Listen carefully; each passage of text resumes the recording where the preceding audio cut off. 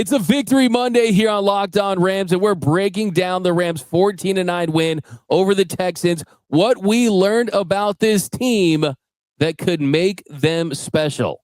That's coming up next on Locked On Rams.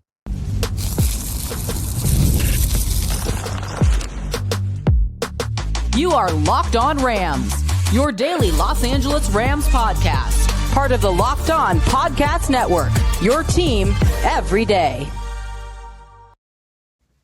What is up, Ramily, and welcome to another episode of Locked On Rams, your daily podcast covering your Los Angeles Rams. Free and available wherever you get your podcasts. Locked On Rams, part of Locked On Podcast Network, your team every day. We're also available over on YouTube, so if you haven't yet, do us a huge favor. Close to 19,000 subs, so join the party. Hit the subscribe button, hit the notification bell. And everyday viewers, if you want to support the show, hit the like button and drop a comment down below. Podcast listeners, write us a review or read on the show. My name is Doug McCain. You can follow me on X and Instagram at DMAC_LA. I've covered LA sports for over a decade. 24/7 Sports, Bleacher Report, SI, Dodger Station. And as always, I'm joined by the Rams pre-half and post-game show host for the Rams flagship radio station, ESPN 710 LA. He is in his 11th season covering your Los Angeles Rams, the People's Champ, Mr. Travis Rogers. You can follow him on X at Travis Rogers. And on today's show, a Victory Monday. The Rams 1-0 after a 14-9 win over the Texans. We'll break it all down. Got our big takeaways, but first, today's episode is brought to you by Gametime. Download the Gametime app, create an account, and use code LOCKEDONNFL for $20 off your first purchase. All right, Travis, so much to get into in this one. This is a game that the Rams are going to look back, I think, and say, hey, that was a top 5 defense. The secondary for the Houston Texans played very well, but it shows a lot for the defense. Nate Peanut Punch Landman, a guy on the veterans minimum to make that big play. Braden Fisk going full-blown Superman style, running on that football. It was a great win that showed that this team has the potential to be great on both sides of the ball this year. Yeah, I think there's a ton to get into today, Doug. But number one, I want to start where you started, which is basically Houston's good. Like, this is not one of those, okay, you beat a team. Houston's good. Houston's going to go to the playoffs. They may be really good. That defense might be one of the best defenses in the entire NFL. And I know the Rams only scored 14 points, but that's a pretty darn good day against that particular defense, especially when you start to consider things like the Rams starters haven't really played together since the end of last season. So that they were able to go out there and beat a Houston team the way that they did, I think is really, really impressive. I think by the time that we get to week 8, 9, or 10, and we look back and say, that's a really good win for this team. It allows them to get off to a good start. You got Tennessee coming up next. You got Indianapolis a couple of weeks after that a 3-1, and maybe if you pull one out of your hat in Philadelphia, a 4-0 start is right there. So I think that was a huge start for them. But I want to go to the next thing you said. They only give up 9 points. Let's go back. I know Philadelphia last year in the playoffs, they gave up double digits, but basically 4 of their last 5 games where they've played their real players, they've held the opponent under double digits. We've seen a 6 and a handful of 9s. That is an incredible run in the NFL to be able to hold the opposition down the way that they did. You get a big-time defensive stop, like you mentioned, with the Landman punch, Fisk. And the punch was amazing, don't get me wrong, but Fisk's ability to recover that, kind of rolling over, one-handed, scoop that thing up and roll over on his back, just a fantastic play. And I know that we've come to think of Sean McVay as an offensive guru, and we should. This Rams team is probably going to be led by this defense this year. It's that good of a defense. I thought they were terrific yesterday. Yeah, that definitely is some place to start. I mean, the Rams defense, you didn't give a touchdown. You pitched a shutout in the second half.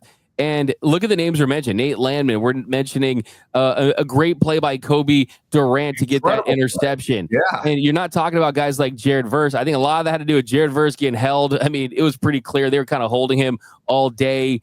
But to improve on all those parts of the offense where the linebacker play is much better. And then the secondary is another big takeaway to start with as well. Akello Witherspoon, one of my big takeaways, that is your top cornerback on this team. He really did a great job on Nico Collins. He's your number 1 corner, but who's your number 2 corner? Manuel Forbes snuck in there. and he was making plays. I'm telling you, you get that feeling that they see the upside and they're willing to work through anything early on to try to get there. And then Darius Williams is a guy that you're paying money to. He's not playing, right? He's not playing out there. And Akello is another guy kind of like on a veterans minimum kind of deal. So look at the defense and the value they got out of guys like Akello and Nate Landman and guys like that. It wasn't the best day for Quentin Lake, but the defense played very well. And two, I just want to point out too, going back to something you said about this being a very good Houston Texans team. I think they're going to win their division. I think they're having a better year. But let's be honest. This was not a 14-9 win. This was a 21-9 win, right? This was a win where, Jordan Whittington had the biggest play of the game called back after a Troy Reader hold. Yeah. Was a little face mask there. And then Colby Parkinson, you are the Tanner Scott of the... No, you are... he is blocking from here on out, right? And I want to see... for him to get that target and Davis Allen to get the first touchdown reception of the year, no catches for Higbee. You don't play your second-round pick in Terrence Ferguson. Colby Parkinson is blocking from here on out because I don't know what he's giving Nate Landman today. Is it a gift certificate to Ruth's Chris Steakhouse? Yeah. But he owes him something because he saved him yesterday. No, every time that the Texans would get a first down after that fumble, every time that they'd move the ball, the camera would cut right back to Parkinson like, that's on you. And then they'd run another play. They'd move another 8 yards, cut back to Parkinson. That one's on you. That was drama, man. Yeah, it was really wild. And look, it felt like they were getting ready to score it again. It just, when you get that late turnover like that, that's always incredibly scary. But they asked a lot of that defense all day long. The Texans offense, I don't think got inside the 16-yard line. I think that's as close as they got to the end zone. And like you mentioned a second ago, Nico Collins was really quiet. I think just 4 catches under 50 yards along the way. He was not particularly dynamic. And on a day where there's no Tank Dell, so that they were going to try to force feed him the ball. They still couldn't get it done. And kind of going back to where you started, D-Mac, talking about Verse. And Verse didn't have he didn't have the sacks and he didn't have a bunch of those pop plays like, I think we're all expecting him to have this year. But he made a couple of plays where he would flush guys out. And my new pre-half and post partner, Sue Cravens, I thought brought up a really good point where he was talking about how Verse's ability to change directions, that even if he gets beat in a particular way, he can stop and get going the other way. And what could be an 8 or a 9 or a 10-yard play gets stopped for a 3 or a 4-yard play because he's just that fast in his ability to change directions. I thought that not on the stat sheet, maybe not the best day for Verse, but he was all over the field again. Yeah, no, absolutely. Byron Young had a big day as well, but you're right. I think that's kind of the theme for this one too. You mentioned like Jared Verse not really looking like he had a big afternoon in the stat sheet, but impacting guys and how much attention he draws. Similar situation with Devontae Adams as well, opening things up for Puka Nacua. We'll talk about Devontae in the next segment, but sticking with the defense. Look, I don't know if you saw this after the game, but Kevin Demoff, he kind of threw some shade to Ryan Clark after the game for him kind of calling out Peter Schrager for his him not being a player. I don't know if you saw all that drama last week, but I'm not here to be petty or anything. But the Athletic said this about the Rams. I'm not here to be petty. That's not kind of what I do. But Derek Klassen of the Athletic said about the Rams defense for their preview. This defense still sucks. Like it's not good. I don't know because bring the facts to the fight, and you look at in week 1, the Rams had a 36.5% success rate allowed. That was 3rd best. And how about this? From 2017 to 2023, the Rams were 0-19 in the regular season when they scored 14 points or less. So that shows you, hey, this is a Rams team that, hey, if their identity is our defense is going to be elite, and then we're, like you pointed out, this is not a team that plays preseason games, and Matthew Stafford was out for a significant amount of time as far as just not being involved there. Yeah. Texans guys were playing the preseason. Yeah. And that was the talk, too. All the post-game quotes, I know you probably heard this on the post-game sound. The theme was, our best football is coming. We're going to get better. We're going to get better. And they treat that like that. When you play a defense as talented as Houston, you just want to get a dub any way you can, and they did that. They absolutely did, and they're going to be better. I think that's probably the low water mark for the offense in a realistic sense. And look, this team's probably a defensive first. I know you go out and you get Devontae Adams. I know you still got Matthew Stafford, and we'll talk about the Puka was an absolute beast yesterday too. So there's a lot of talent on the offensive side of the ball, but you don't throw up a bunch of 6s and 9s in NFL games the way that this team has and not have an elite defense. These were important games. These are games that the Rams had to win at the end of last season. Yesterday, season opener, that's a big game as well. And they keep showing up, and they do the thing. They get off the field when you have to get off the field. They're really good at making that big play. And I'm with you. I know Sean McVay talked about it with JB Long afterwards, saying that, look, there's a lot to coach from here. There's a lot to get better from, but this is the perfect scenario. A win against a good team, and you still got a lot of things that you can go fix. I think that they're in a great spot after 1 week. Rams 1-0 here on this Victory Monday edition of Locked On Rams. Coming up next, we are going to look at the offense. Is this Rams offense too Puka reliant? How did Devontae Adams look? How did Matthew Stafford's back? Matthew Backford. That's not going to work. How did his back hold up? That's coming up next on Locked On Rams. This episode of Locked On Rams is brought to you by Prize Picks, the daily fantasy app where making the right call can actually pay off. You and I, we make decisions every day, but on Prize Picks, being right means cashing in. And with football back, Prize Picks is the simplest and fastest way to get in on the action. You just pick more or less on 2 to 6 player projections, and you can turn your takes into real prizes all in less than 60 seconds. For instance, I'm just saying that maybe yesterday I had more than 232 yards for Matthew Stafford, and that last play to Puka Nacua might have been the one that put him over, and maybe I had CJ Stroud under his 231.5 yards, and maybe that one hit as well. That's what Prize Picks is. More or less on 2 to 6 player projections, and you can get paid. So download the Prize Picks app today. Use the code LOCKEDONNFL and get $50 in lineups after you play your first $5 lineup. That's code LOCKEDONNFL for $50 in lineups after your first $5 play. Prize Picks, it's good to be right.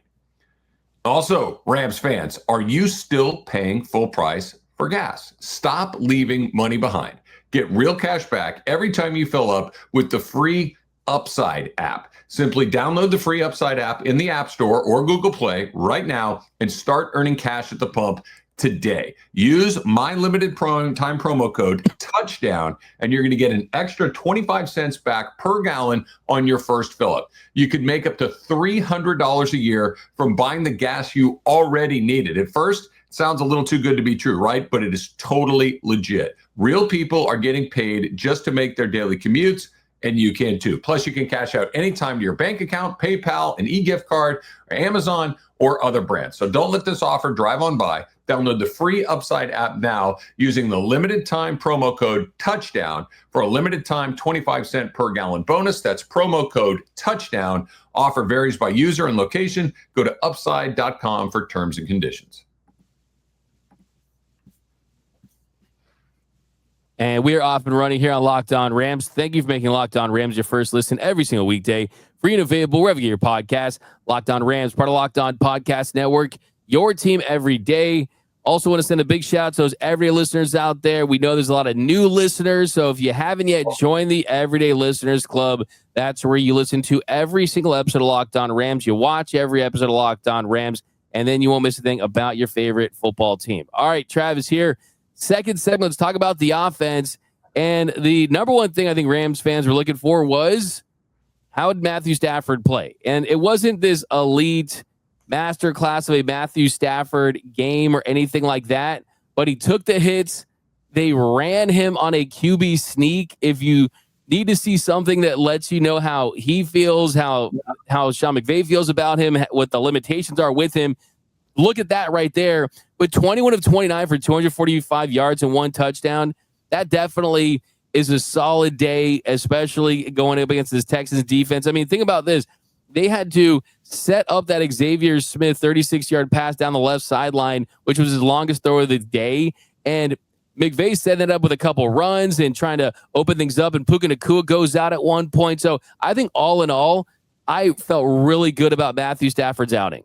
I think there are 3 plays that kind of demonstrate that you should feel pretty good about where he is with his injury. You mentioned one of them, and that was the bizarre attempt to try to sneak it in on third down from the 1 yard line right before the end of the first half. If we never see that play again, I'm okay with it. We can put that one in the trash can and never bring it back. But I do think it's a pretty good indicator that he was feeling good enough to kind of run it. Now, he did tiptoe into the line a little bit. It wasn't like he hit it like Jalen Hurts going in there, but I think that was play number one.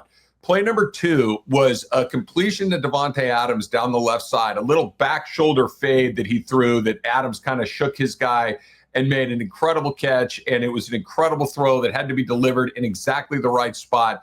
I think that's the sort of stuff we can look from those two guys moving forward, because that was a timing play that had to be delivered exactly right, exactly on time, and they did it. Now, they weren't able to do it a bunch of times, but I think that was a glimpse into what it was. And then lastly, the last play that I'm like, okay, we're definitely in the right spot, right direction, and I'm optimistic that he's going to be good. It was the play that iced the game, the little pass to Puka, because that ball had to be delivered perfectly. If that ball's a little underthrown, they tackle Puka on the spot. If it's a little overthrown, Puka can't get out there and turn the corner because he's got to stretch out too far. It was delivered exactly right. It was a play where he had to do it on the move. It was a call that Sean McVay, would have been criticized for had it not happened, because you could have punted that ball away. I think those three plays in particular were a really good example of how healthy he is, how good he can still be, and how optimistic we should be after week one. Yeah, I totally agree. I mean, he clearly still has his fastball. He's not someone that looks like there's some big drop off and he's playing through something. They didn't cut to his face and he's grimacing or anything like that. He wasn't slow to get up at times. And I mean, he had a no looker to Puka Nacua on that in-breaking route. He was doing those things, working on play action. I think you look at too, I mean, Kevin Dotson went down. Steve Avila went down. You're going to get a really good pass rush. So there were a lot of factors here. And I think the whole Matthew Stafford, Davante Adams thing, I think they are going to find chemistry very quickly. And I look at that back shoulder fade that he caught. That's going to be there all season for him. Yep. And he's got to be licking his chops when he sees the film and knows that, hey, I got still the best version of Puka Nacua. I still think the best is yet to come for Puka. I think this ends up being his best season. But then I don't know if you saw the box score for the Seahawks game. Cooper Kupp looked bad, like 15 yards. He just didn't look like a shell of himself. The way that he was running routes, he looked like an old dude out there playing NFL football. I hate to say that, but I just, like I said, we're known as the Keep 100 Rams podcast.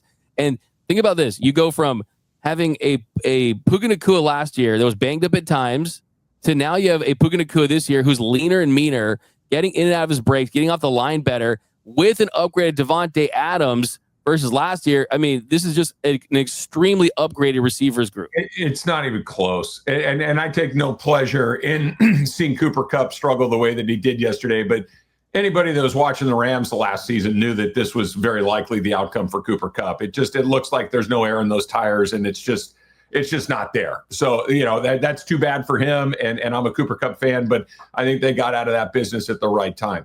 Number two, and you said that you didn't need two battering rams. You didn't need two bulldozers. And Puka is a bulldozer. He got absolutely blown up a few times yesterday, and he just keeps coming forward. He gets his face opened up, and he just keeps coming. Just a remarkable performance from him. But you got a totally different flavor of ice cream in Davante Adams. He just does different things in that back shoulder fade that, first of all, yes, I'm with you, D-Mac, that's a play that's going to be available to them. But it only works if you have a quarterback that can put the ball where it's supposed to be. And they do have a quarterback that can put the ball where it's supposed to be. And Davante's going to have some big, big days for the Rams. I have no concern about that whatsoever. It's a pretty quiet debut for him, all things considered. But I love what I saw out of their wide receivers, minus Tutu Atwell. But then with those other two guys, their two main guys, and Whittington, I thought we saw him have a play, got called back a little bit, but I'm very optimistic about the wide receivers. Puka was terrific yesterday.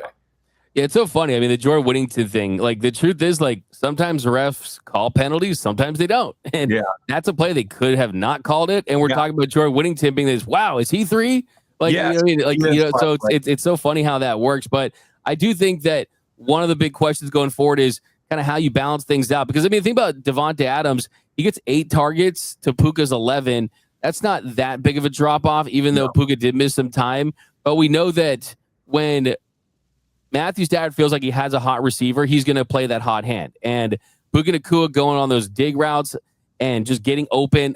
Look at who the ball went to when they needed to ice the game late. It was Puka Nacua, and he sets that up with some runs as well. So, I mean, look, there's no shame in going to a guy who's at the peak of his powers. Like, if Devontae Adams was Puka's age, you'd be, all right, like, why aren't we going to Devontae Adams every play? So I think there's no shame in that. And Devontae Adams kind of knew what he's getting into. And I kind of like it. I like the vibe. I mean, I think he passes the vibe check after the game. Like, hey, like, I'm a made man in this league. Like, I don't need to put up eye-popping numbers every single game to feel good about my contributions here. I think one of the reasons that it looked the way that it did in the opener is just that simply the way that training camp went. Matthew Stafford wasn't around. Like, he hasn't gotten a chance to work with Devontae Adams the way he's had an opportunity to work with Puka Nacua. He's got 2 seasons of familiarity with Nacua. He knows where he's going to be. He knows what he likes. He knows that. So that's an easy opportunity to go to a guy that you're familiar with. He'll get there with Devontae. That's going to happen. We saw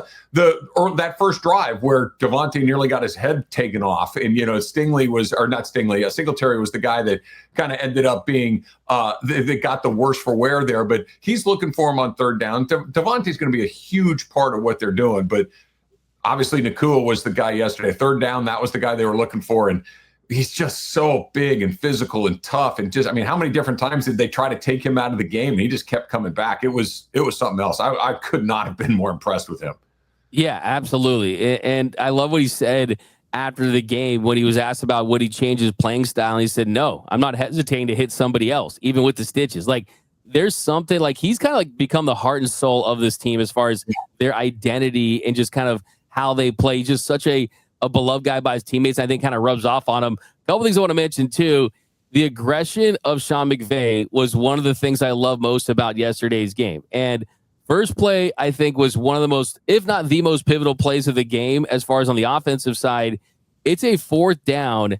And Sean McVay, I mean, you're down 6-3 going to halftime.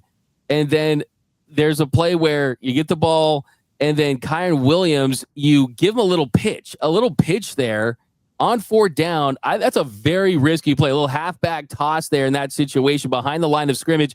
If they stuff that play, I think we're talking about a Rams loss today. I really do feel like it's very possible. Instead, they get the touchdown. They end up winning the game. And then also the final drive, the Rams they're on 1st and 20 out of that holding penalty. Yep. And then what happens? I mean, instead of running it, take that other timeout, you put the ball in there and you ice the game. I think that the aggression of Sean McVay is something that has increased over the last couple of seasons. I think it's a little analytics-based. I think it's a little just gut-based, but I like what I'm seeing with that.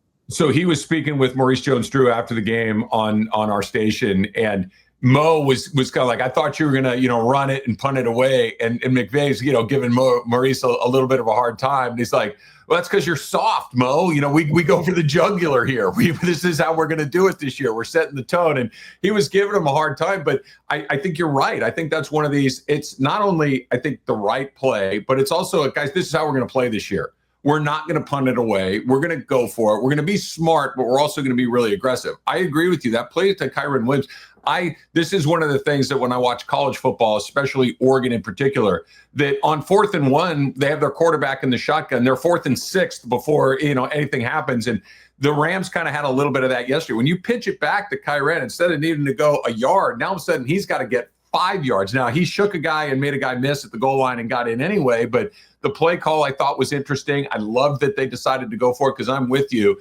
deciding to kick a field goal there, because especially knowing that Houston was able to go down and kick a field goal of their own before the half, you're basically just kind of, that would have been a wash regardless, but getting in the end zone, setting that tone, and then certainly that kill shot at the end of the game really kind of let you know how they're going to go about things. Yeah, I mean, you look at that Ravens game, right? I mean, quarterbacks can make things happen late. Josh Allen and you look at CJ Stroud. I'm not saying he's Josh Allen, but it's nice to not take that option, right? I mean, to take the power out of the opposing team like that is big. By the way, Sean McVay calling UCLA guys soft, that couldn't be more accurate. I mean, we're soft in like the middle of a Pop-Tart. So, no lies detected there, Mr. Sean McVay. But coming up next, more takeaways on this Victory Monday. The Rams 1-0 on pace for an undefeated season. Yep. Watch out, 72 Dolphins. Here come the Rams. That's coming up next on Locked On Rams.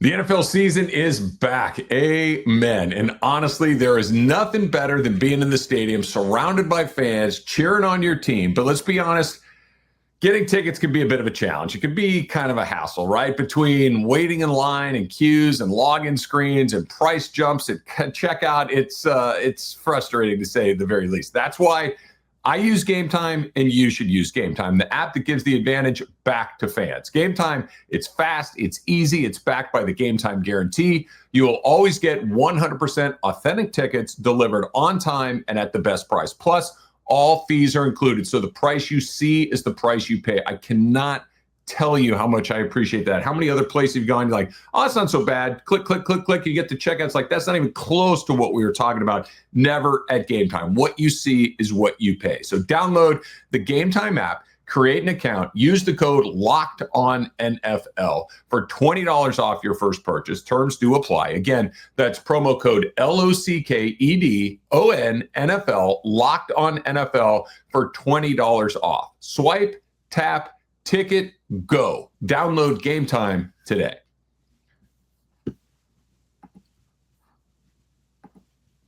And welcome back to Locked On Rams. Thank you for making Locked On Rams your first listen every single weekday.